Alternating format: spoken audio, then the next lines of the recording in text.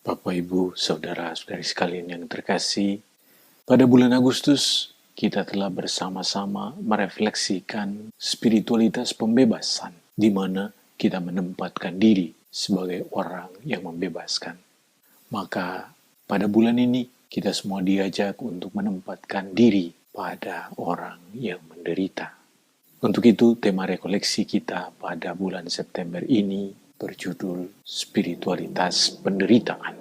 Adapun konteks dari refleksi kita pada bulan ini adalah menyadari bahwa penderitaan merupakan bagian dari realitas hidup manusia, entah itu pengalaman kita atau pengalaman orang-orang yang ada di sekitar kita.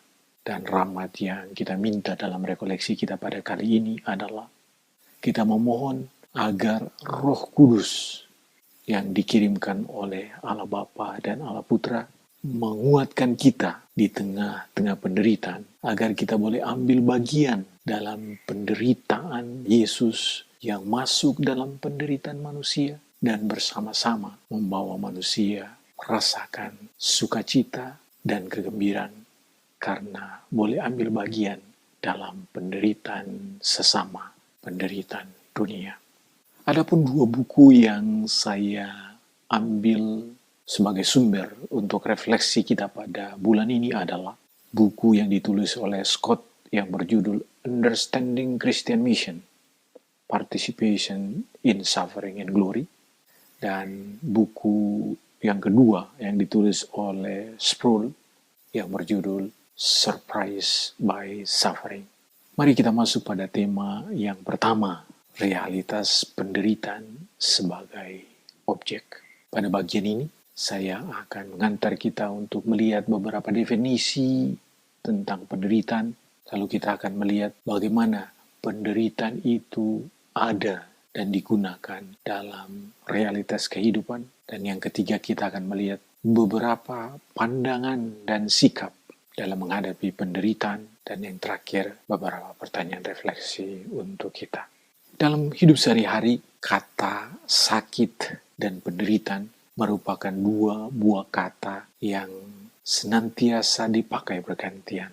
Namun kata sakit sesungguhnya sebuah kata yang digunakan untuk menjelaskan realitas fisik sakit yang dirasakan oleh tubuh. Sementara kata penderitaan adalah kata yang lebih terarah pada realitas yang terjadi secara psikis atau psikologis. Namun boleh dikatakan bahwa jika seseorang itu mengalami sakit yang berlebihan, maka orang ini akan mengalami penderitaan. Dan orang yang mengalami penderitaan psikologis yang berlebihan, yang berulang-ulang, itu juga akan menyebabkan sakit secara fisik. Inilah dua kata yang selalu bergantian karena memang ada keterkaitan satu dengan yang lain. Jika kita lihat dari kamus psikologi Amerika, maka kata penderitaan diartikan sebagai sebuah situasi menyakitkan yang dialami oleh manusia, entah itu karena sakit fisik atau karena orang ini mengalami tekanan psikologis yang berlebihan, sehingga orang ini tidak bisa keluar dari rasa sakit, dari penderitaan yang dialami. Misalnya, orang yang menderita karena ditinggalkan oleh anggota keluarga yang meninggal misalnya. Namun, penderitaan juga bisa dilihat dari aspek sosial. Dalam konteks ini, penderitaan didefinisikan sebagai pribadi atau komunitas yang mengalami penderitaan yang diasosiasikan dengan sebuah situasi yang begitu kuat yang melanda komunitas atau orang-orang yang ada di dalam sebuah komunitas itu. Misalnya, orang-orang itu mengalami penderitaan karena kesulitan ekonomi, atau orang-orang ini mengalami penderitaan karena bencana alam atau kemiskinan yang berlebihan. Realitas penderitaan secara sosial ini kita temukan dalam hidup kita sehari-hari. Namun secara psikologis, dan juga filosofis dikatakan bahwa sesungguhnya penderitaan itu ada pada seseorang, pada kita, karena kemampuan intelektual kita, kemampuan akal budi kita tidak mampu mengatasi, menghadapi, menyelesaikan persoalan yang kita hadapi. Jadi orang itu menderita karena tantangan, kesulitan yang datang dari luar melampaui kemampuan untuk menghadapi atau mengatasinya. Inilah beberapa definisi penderitaan yang bisa kita lihat.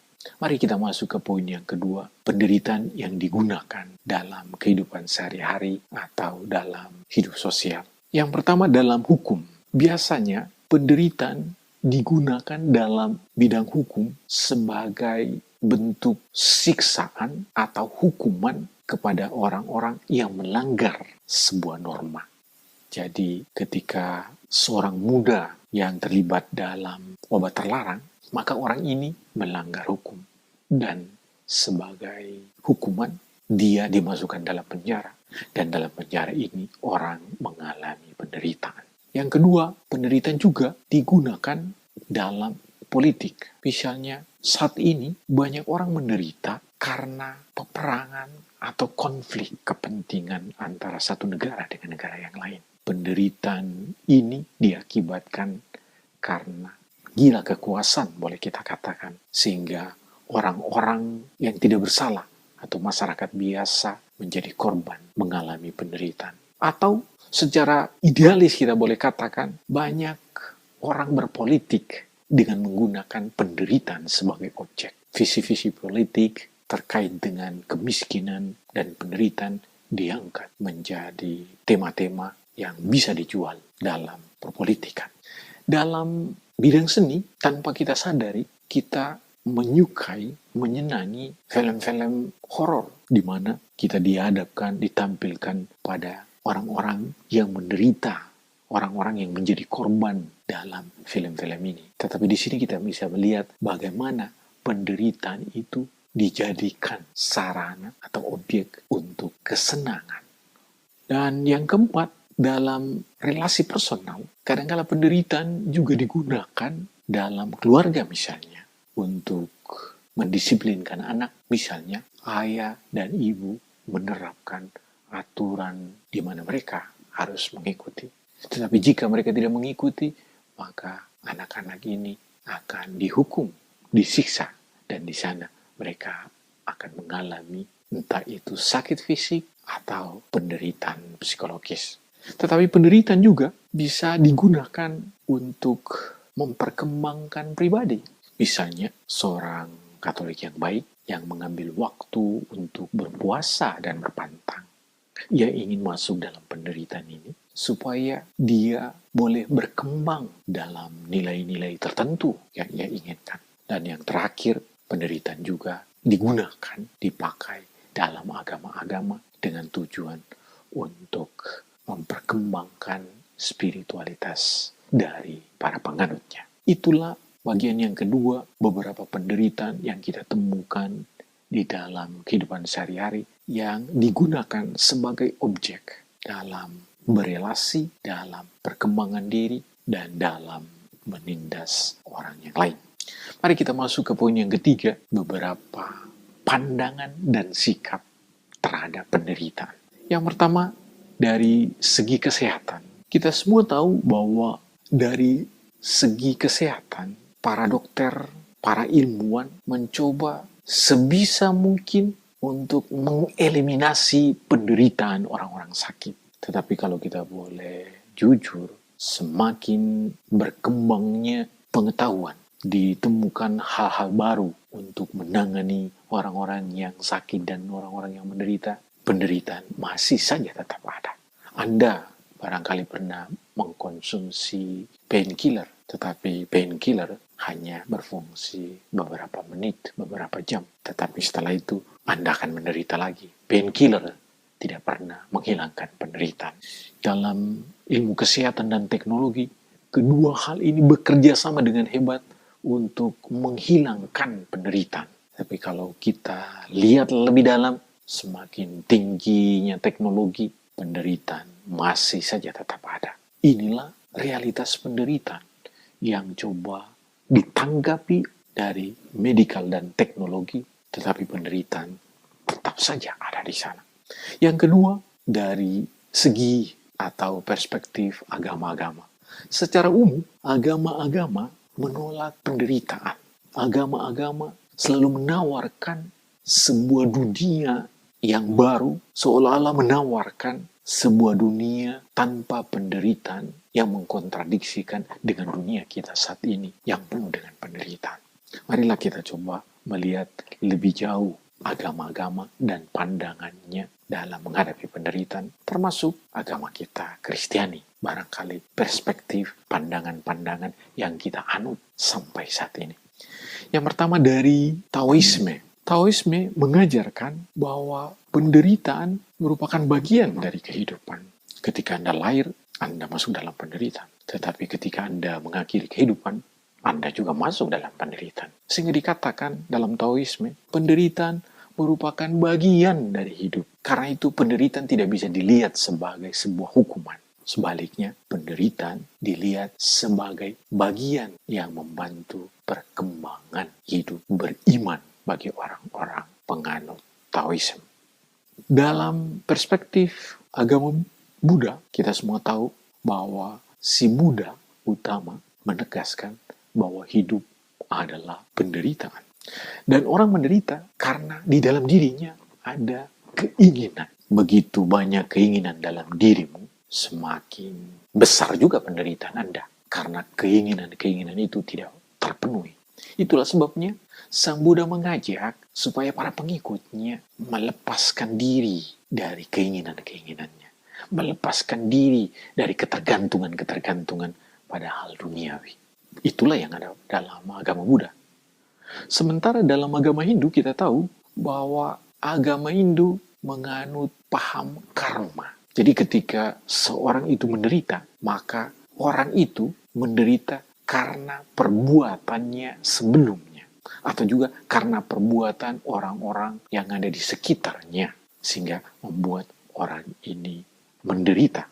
Jadi ketika orang hidup baik, maka orang itu juga akan mendapat karma yang baik. Singkatnya, agama Hindu menjelaskan bahwa realitas penderitaan yang Anda alami ini merupakan sebuah hukuman karena Anda hidup seenaknya, hidup sesukanya, hidup dalam kegelapan, sehingga Anda mengalami penderitaan saat ini. Dan dalam agama Islam, paham yang tidak jauh berbeda dengan paham kita sebagai orang Katolik, penderitaan merupakan bagian dari kehidupan ini. Tetapi penderitaan itu terjadi karena orang melanggar hukum. Orang tidak taat pada Allah. Ketidaktaatan inilah yang membuat Allah menyiksa umatnya. Jadi dalam paham Islam boleh dikatakan Allah membiarkan penderitaan supaya orang belajar dari penderitaan. Inilah beberapa paham yang ada di dalam agama-agama. Kalau kita mau jujur sebagai orang Kristen, mungkin saat ini kita juga melihat penderitaan yang kita hadapi sebagai sebuah hukuman dari Allah. Kita juga melihat penderitaan sebagai ketidakadilan. Inilah paham-paham yang kita anut hingga saat ini.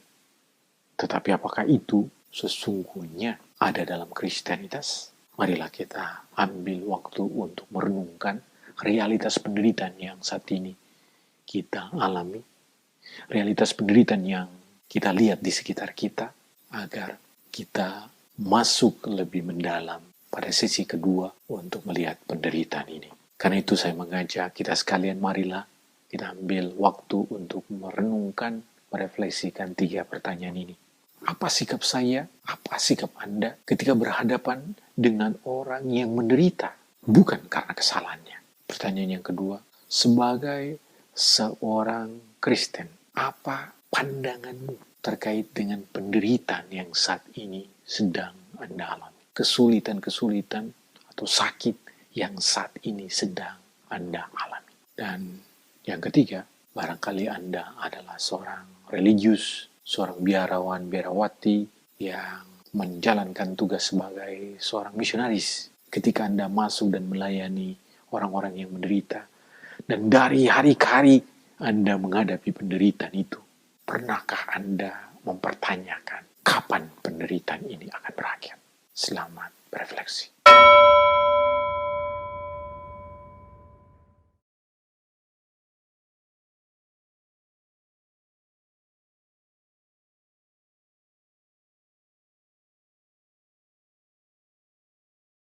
Terima kasih karena Anda telah mengambil waktu untuk merefleksikan 3 pertanyaan terkait penderitaan yang Anda alami dan penderitaan yang ada di sekitar Anda. Marilah kita masuk ke tema yang kedua, spiritualitas penderitaan. Menjadikan penderitaan sebagai sebuah spiritualitas. Dalam bagian ini, kita akan melihat penderitaan dari Allah sebagai bukti cinta. Lalu kita akan bersama-sama melihat panggilan Kristianitas sebagai misionaris yang menderita. Dan yang terakhir, spiritualitas penderitaan menuju sukacita. Pada bagian akhir, saya akan memberikan beberapa teks sebagai bahan meditasi kita. Marilah kita lihat bagian yang pertama. Allah Tritunggal yang menderita karena cinta. Kalau kita masuk lebih dalam mengenal inti dari Kristianitas, maka di sana kita tahu, kita yakin bahwa Allah kita adalah Allah yang menciptakan segala sesuatu, Allah yang menyelamatkan umat manusia karena Ia mencintai kita. Mari kita coba masuk melihat bagian per bagian bagaimana Allah Bapa kita menciptakan segala sesuatu karena cintanya kepada kita. Jika kita baca dalam kitab Kejadian bab 3, di sana kita menemukan bahwa sesungguhnya Allah menciptakan tanam Eden dengan segala sesuatu yang disediakan bagi manusia, Adam dan Eva. Namun Adam dan Eva tidak taat pada Allah sehingga Allah menyiksa mereka. Jadi boleh kita katakan dalam kitab Kejadian kita menemukan akar penderitaan manusia, yaitu ketidaktaatan manusia pada perintah Allah. Namun bukan hanya itu, ketika bangsa Israel dipanggil oleh Allah, dijadikan sebagai bangsa terpilih. Di sana juga kita menemukan bahwa bangsa Israel ini tidak taat kepada Allah sebagai Bapa mereka. Karena itu mereka menjadi budak di Mesir dan di Babilonia. Itulah yang kita temukan di dalam kitab suci, terutama dalam kitab Kejadian dan kitab Keluaran. Namun, di balik penderitaan yang dialami oleh Adam dan Eva, oleh bangsa Israel, ada cinta Allah yang lebih hebat. Ada cinta Allah yang mengawali. Ada cinta Allah yang terus merangkul. Walaupun manusia itu jatuh dalam dosa. Walaupun bangsa Israel itu melanggar, berada dalam pembudakan. Allah tidak pernah diam melihat penderitaan manusia. Allah tetap menunjukkan kasih dan cinta. Itulah sebabnya Allah mengirim para nabinya untuk mengingatkan bangsa Israel supaya bertobat dan kembali kepada Allah. Karena penderitaan yang mereka alami bukan siksaan dari Allah, tetapi karena ketidaktaatan, karena mereka menggunakan kebebasan mereka sendiri. Para nabi menyuarakan supaya bangsa Israel bertobat, tetapi para nabi yang sama juga menyuarakan kasih dan cinta Allah itu sendiri. Itulah yang kita temukan dalam diri Allah Bapa yang menciptakan karena cinta, yang juga memelihara manusia karena cinta, walaupun manusia berdosa, walaupun manusia tidak mengindahkan perintahnya. Pada bagian yang kedua, Yesus yang datang ke dunia ini untuk menyelamatkan manusia melalui penderitaan. Karena kasih dan cintanya yang luar biasa kepada manusia, pada akhirnya Ia mengirimkan putranya sendiri, Yesus Kristus. Yesus yang adalah Allah masuk ke dalam dunia ini, lahir ke dunia ini, dan masuk dalam penderitaan manusia. Identitas Yesus sebagai anak Allah justru terlihat ketika Ia masuk dan menyatu dalam penderitaan. Kita tahu dalam pewartaannya, Yesus juga melakukan hal itu. Perhatian dan fokus Yesus selalu terada pada orang-orang yang menderita, orang-orang yang tersingkir, orang-orang yang sakit, orang-orang yang dibuang. Yesus berada pada pihak orang-orang yang menderita. Dan penderitaan Yesus mengalami puncaknya ketika Yesus mati di kayu salib, ketika Yesus merentangkan tangannya dan wafat di atas kayu salib. Dan ketika prajurit yang menyaksikan Yesus wafat di kayu salib mengatakan, sungguh orang ini adalah anak Allah. Kealahan Yesus sungguh menyatu di dalam penderitaan. Itulah yang kita lihat dalam diri Yesus. Dan yang ketiga, ketika Yesus meninggalkan dunia ini, terangkat ke surga, ia berjanji mengirimkan Roh Kudus-Nya untuk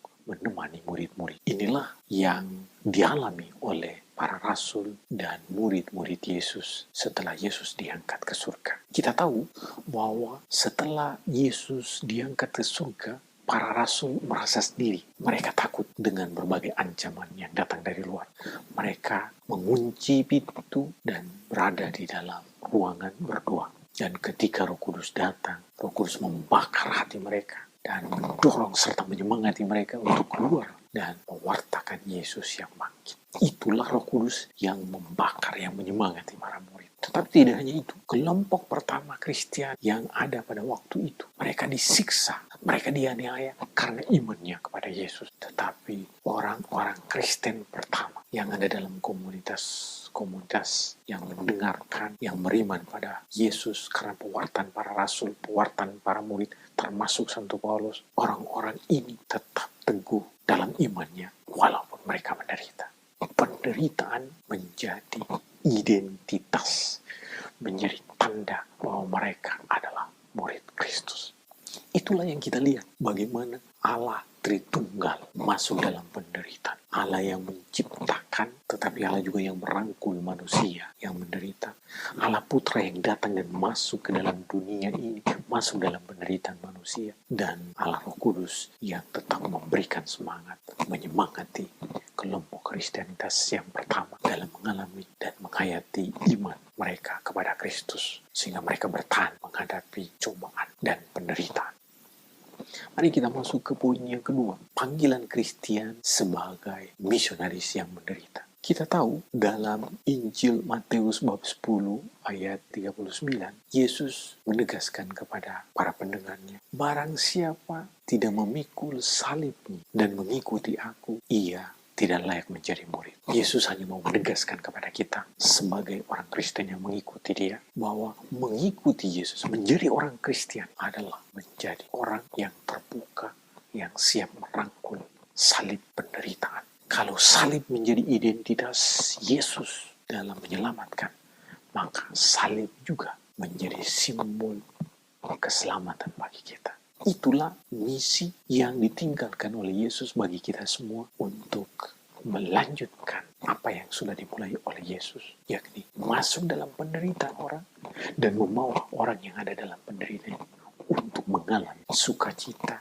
dan keselamatan. Itulah sebabnya kalau kita boleh lihat lebih jauh, kita bisa katakan bahwa panggilan Kristen adalah panggilan untuk menderita. Tetapi kita juga diajak untuk menyadari bahwa penderitaan merupakan sarana menuju sukacita, sengsara menuju kebahagiaan. Itulah yang ditunjukkan oleh Yesus, bahwa salib penderitaan bukan akhir, melainkan kebangkitan. Itulah yang dirayakan. Sehingga sebagai seorang Kristen yang masuk dalam penderitaan, yang melayani orang-orang yang menderita, kita semua diajak untuk tetap yakin bahwa misi kita dalam membawa, merangkul orang-orang yang menderita adalah misi yang pada akhirnya akan membawa sukacita yang berlimpah. Itulah sebabnya kita semua diajak sebagai seorang Kristen untuk menyadari bahwa salib, bahwa penderitaan yang kita alami, entah itu penderitaan yang datang dari luar karena tekanan orang lain, atau penderitaan itu yang datang karena penderitaan sosial atau bencana alam. Ketika kita menyatukan penderitaan kita dengan penderitaan Yesus, maka di sana kita mengalami transformasi. Kita mengalami sukacita karena kita boleh ambil bagian dalam penderitaan Yesus, dalam penderitaan Kristus. Inilah esensi dari Kristianitas, karena salib adalah identitas kita. Sehingga ketika kita melarikan diri, ketika kita menolak salib, maka kita juga menolak identitas kita sebagai seorang Kristen, sebagai seorang pengikut Yesus. Tetapi sebaliknya, ketika kita mampu merangkul salib-salib kita, kita mampu masuk dan bertahan dalam penderitaan orang-orang yang kita layani, dan kita mampu bertahan di sana, maka kehadiran kita menderita bersama-sama dengan orang yang kita layani merupakan sebuah sukacita yang memampukan orang bertahan dalam penderitaannya, yang memampukan orang untuk menyatukan penderitaannya dengan penderitaan Yesus.